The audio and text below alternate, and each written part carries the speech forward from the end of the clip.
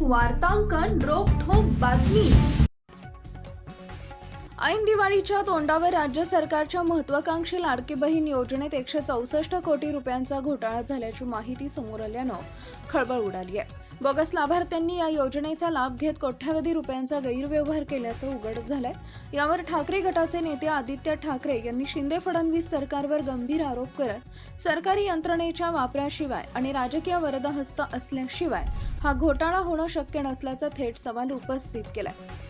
सध्या लाडकी बहीण योजनेसाठी काही अटी आणि शर्ती लागू करण्यात आल्या, पण सुरुवातीच्या अनागोंदीमुळे या योजनेत लाडक्या भाऊरा यांनी घुसखोरी करत 1500 रुपयांचे अनेक हप्ते गुपचूप पचवले। पण आता ई-केवायसी आणि खात्यांच्या तपासणीत धक्कादायक खुलासे समोर येत आहेत। या योजनेत थोडा नव्हे तर 164 कोटींचा महाघोटाळा असल्याचा आरोप करण्यात येत आहे।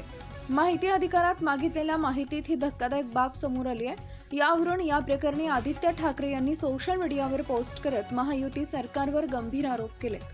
बोगस लाभार्थ्यांनी सरकारच्या लाडकी बहीण योजनेचा लाभ घेत 164 कोटी रुपयांचा घोटाळा केल्याची बातमी ऐन दिवाळीत बाहेर येते।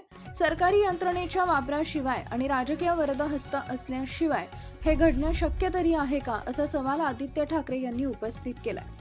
योजनांच्या नावाखाली जनतेच्या पैशांवर डल्ला मारणे आणि सरकारी तिजोरी रिकामी करणे ही भाजपा मेंढे गटाची जुनी खोड असून मुंबई महानगरपालिकेतही तेच सुरू असल्याचा आरोप आदित्य ठाकरे यांनी केलाय।